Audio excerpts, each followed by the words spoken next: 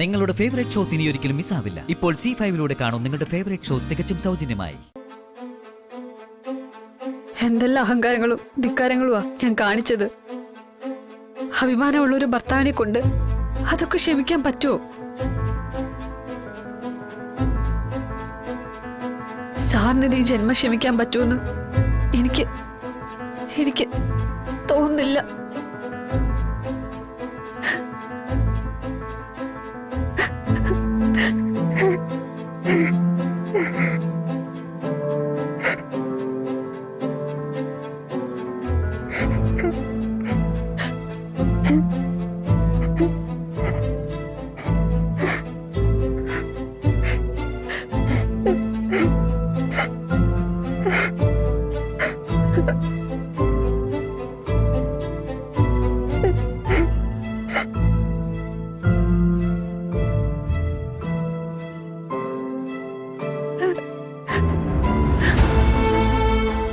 ശരീരം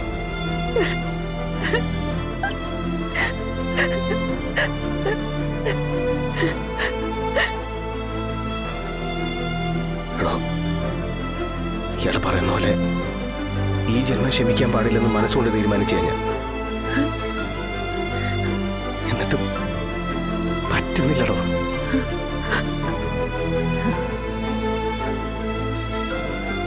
തന്നെ നെഞ്ചിതം കൊണ്ട് ഇറക്കിവിടാൻ പറ്റുന്നില്ല. ഈ ചങ്കിലെ പിടപ്പ് നിലയ്ക്കുന്നവരെ ഇയാൾ അവിടെ തന്നെ ഉണ്ടാവൂന്ന് അകന്നു കഴിഞ്ഞപ്പോഴാണ് കൂടുതൽ മനസ്സിലായത്.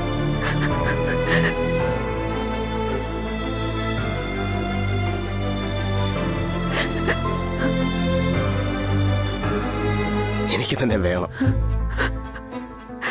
താനില്ലെന്ന് എനിക്ക് പറ്റൂല.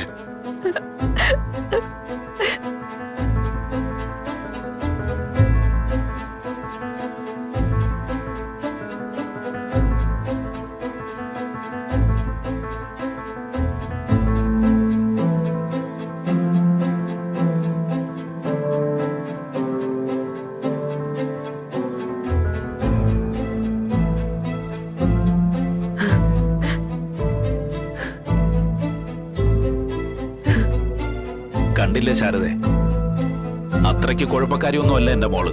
അവളെ പറഞ്ഞു തിരുത്താൻ ആളില്ലാഞ്ഞിട്ടാ.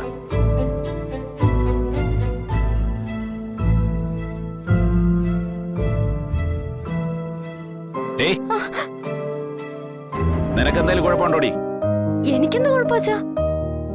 എന്റെ വല്യച്ചല്ലേ?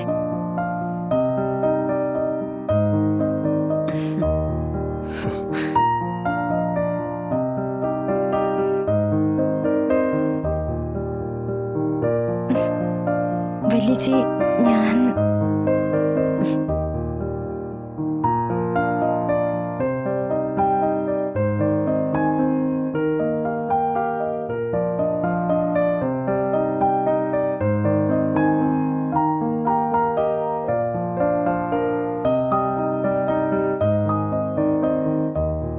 പിണക്കങ്ങളൊക്കെ മാറിയ സ്ഥിതിക്ക് രാജീവും ശാരികയും ഇനി ഒന്നിച്ച് താമസിക്കണം.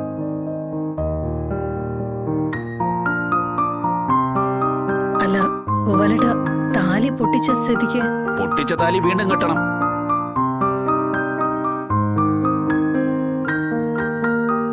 ആചാരപ്രകാരമുള്ള ചടങ്ങുകളോടെ അർദ്ധനാരീശ്വര പ്രതിഷ്ഠയുള്ള ക്ഷേത്രത്തിൽ വെച്ചാണ് നടത്തേണ്ടത്. വിജയലക്ഷ്മിയോടും കൃഷ്ണൻകുട്ടിയോടും രാജീവ് സംസാരിക്കില്ലേ? അവരെ ഞാൻ പറഞ്ഞ് സമ്മതിപ്പിച്ചോളാം.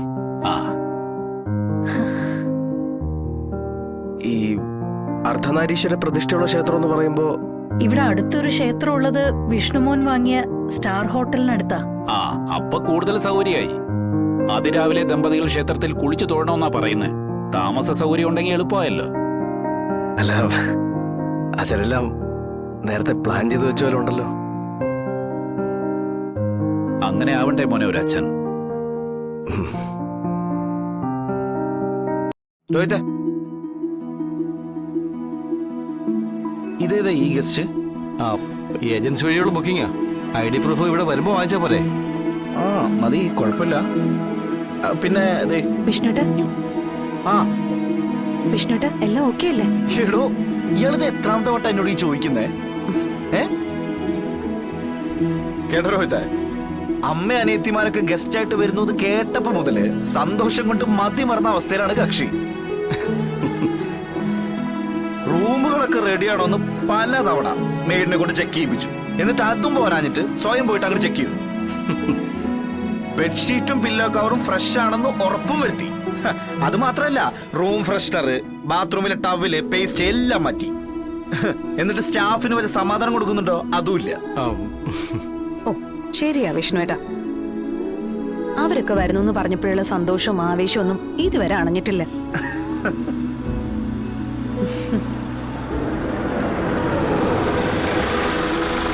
ദേ, അവര് വന്നും തോന്നുന്നു. ആ, ഇതും കുറച്ചേരായിട്ടുണ്ട്.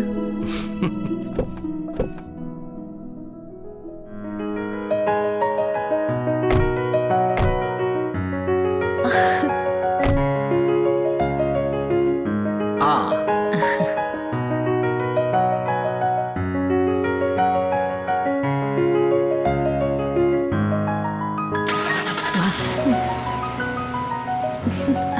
മോളെ അമ്മേ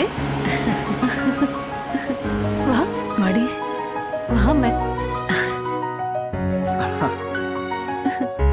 ശാരദാമേ,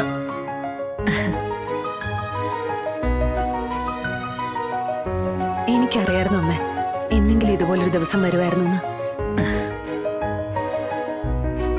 പക്ഷെ അതിത്ര പെട്ടെന്നാവുമെന്ന് ഞാൻ വിചാരിച്ചില്ല ശാരികേച്ചി.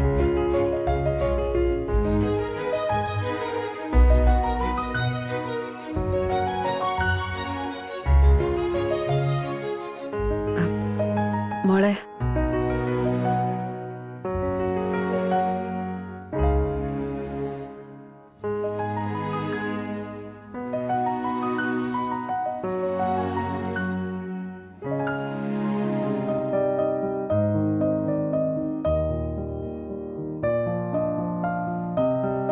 അതെ അതെ അതെ, ഈ കണ്ണീരൊക്കെ എന്തിനാ?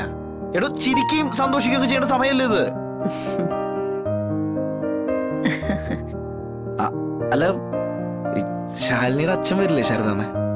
അച്ഛൻ രാവിലെ അമ്പലത്തിലേക്ക് വരും മോനെ. അല്ല, ഇപ്പൊ രാജി സാറ് സാറ് അമ്മയും അമ്മാവനും കൂട്ടി രാവിലെ ഇങ്ങെത്തും. ആ ആ അമ്മേ വാ, റൂമൊക്കെ റെഡിയാക്കി ഇട്ടിരിക്കുക. അമ്മയ്ക്കും ശാരികേച്ചിക്കും വിഷ്ണുട്ടന്റെ ഹോട്ടൽ കാണണ്ടേ? പിന്നെ വേണം, വാ. വാ.